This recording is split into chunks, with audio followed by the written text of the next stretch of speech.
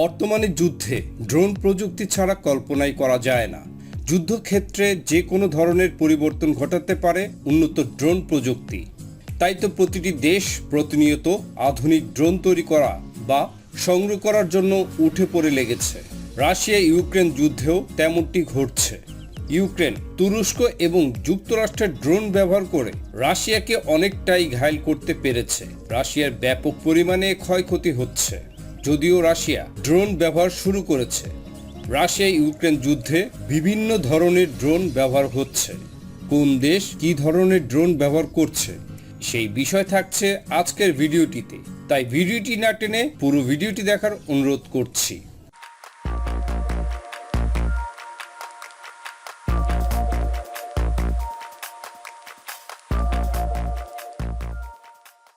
Ukraine Russia যুদ্ধে শত শত ড্রোন ব্যবহার করছে শত্রুপক্ষের অবস্থান জানতে, ক্ষেপণাস্ত্র ছুটতে এবং শত্রুপক্ষের দিকে কামান দাগানোর জন্য নিশানা ঠিক করতে ড্রোন কাজে লাগানো হচ্ছে।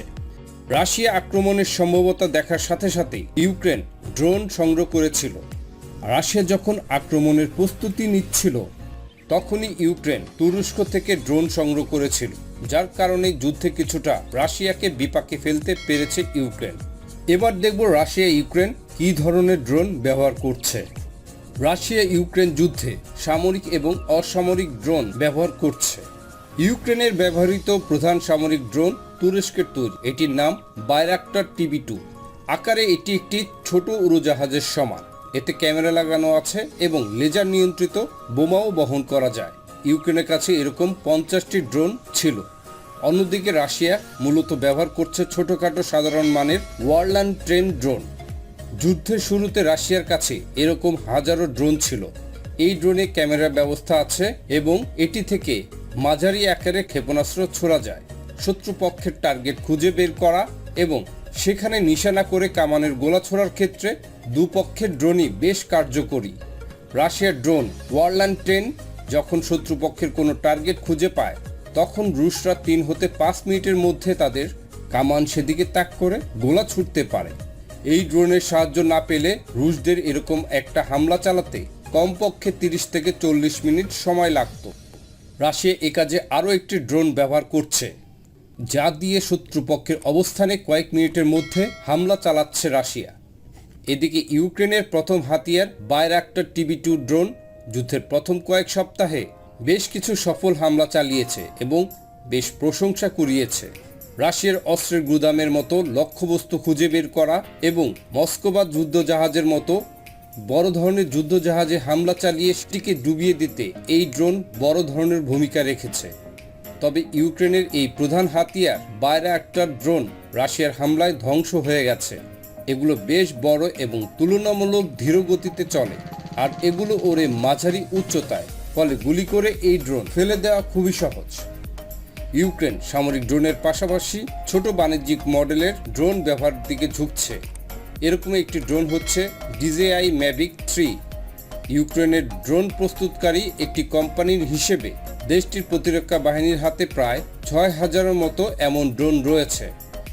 বাণিজ্যিক কাজে ব্যবহৃত ড্রোনেও ছোট আকারের বোমা লাগানো যায়, তবে এগুলো মূলত ব্যবহৃত হয় শত্রু বাহিনীর অবস্থান জানা এবং সেখানে হামলায় সাহায্য করার কাজে। যদিও রাশিয়ার মতো অত সমরাস্ত্র ইউক্রেনের নেই, কাজেই যদি নজরদারির জন্য আকাশে একটা চোখ থাকে যা দিয়ে টার্গেট খুঁজে বের করা যায় এবং তারপর সেখানে কামানের গোলা নিক্ষেপ করা যায়, তাহলেই ইউক্রেনিয়ানরা তাদের যে অস্ত্র আছে সেগুলিকে সর্বোত্তম ব্যবহার করতে পারবে। এই ক্ষেত্রে বাণিজ্যিক ড্রোনগুলো সামরিক ড্রোনের তুলনায় কম শক্তিশালী। যেমন DJI ম্যাভিকের পাল্লা মাত্র 30 কিলোমিটার, আর এটি উঠতে পারে মাত্র 46 মিনিট। আরও ছোট এবং সস্তা যেসব ড্রোন কিনতে পাওয়া যায় সেগুলো উড়াতে আরও কম সময় এবং আরও কম দূরত্ব পর্যন্ত পর্যবেক্ষণ করতে পারে। যুক্তরাষ্ট্রের ধারণা রাশিয়া এখন ইরানের কাছ থেকে সামরিক ড্রোন কিনছে। ইয়েমের হুতি বিদ্রোহীরা সৌদি আরব এবং সংযুক্ত আরব আমিরাতে হামলা চালানোর জন্য এসব ড্রোন ব্যবহার করছে। অন্যদিকে যুক্তরাষ্ট্র ইউক্রেনকে প্রায় 700টি সুইচ বেল্ট কেমিকাজে সামরিক ড্রোন দিয়েছে। এই ড্রোনের ভিতর বিস্ফোরক বোঝাই করা থাকে। এগুলো লক্ষ্যবস্তু খুঁজে না পাওয়া পর্যন্ত আকাশে চক্কর দিতে থাকে। ইলন মাস্কের কোম্পানি স্পেস এক্স ইউক্রেনকে স্টারলিংক স্যাটেলাইট প্রযুক্তি ব্যবস্থা সরবরাহ করছে। এটির মাধ্যমে বাণিজ্যিক ড্রোন এবং এর অপারেটরের মধ্যে একটি গোপন এবং নিরাপদ তৈরি করা যায়। রাশিয়ার ড্রোনে নতুন সফলতা পেয়েছে। স্টেল স্ট্রাইক ড্রোন প্রযুক্তিও করায়ত্ত করল রাশিয়া। নতুন প্রজন্মের যুদ্ধবিমানের নিয়ন্ত্রণে ড্রোন পরিচালনায় সাফল্যের পর এই প্রযুক্তির সফল পরীক্ষা সম্পূর্ণ করেছে দেশটি। এখন এই স্টেল ড্রোন শত্রুপক্ষের প্রতিরক্ষা ব্যবস্থা এড়িয়ে তাদের অবস্থান নির্ণয় করে দেবে রুশ যুদ্ধবিমানগুলোকে। আর যুদ্ধবিমান বিপদসীমার বাইরে থেকেই দূরপাল্লার ক্রুজ ক্ষেপণাস্ত্র নিক্ষেপ করে শত্রু ঘাঁটি ধ্বংস করবে। স্টেল প্রযুক্তি হল স্বল্প পর্যবেক্ষণযোগ্য টেকনোলজি।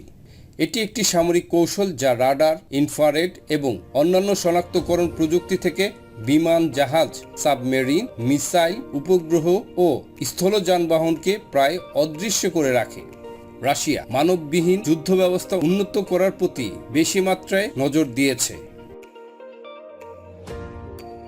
এই ধরনের ড্রোনগুলি মূলত রাশিয়া ইউক্রেন যুদ্ধে এখন ব্যবহার হচ্ছে।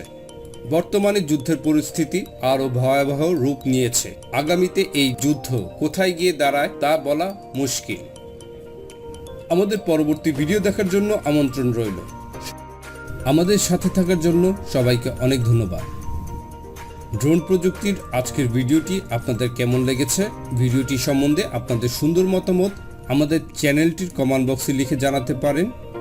লাইক এবং শেয়ার দিয়ে ভিডিওটি সবাইকে দেখার জন্য সুযোগ করে দেওয়ার অনুরোধ করছি। ধন্যবাদ।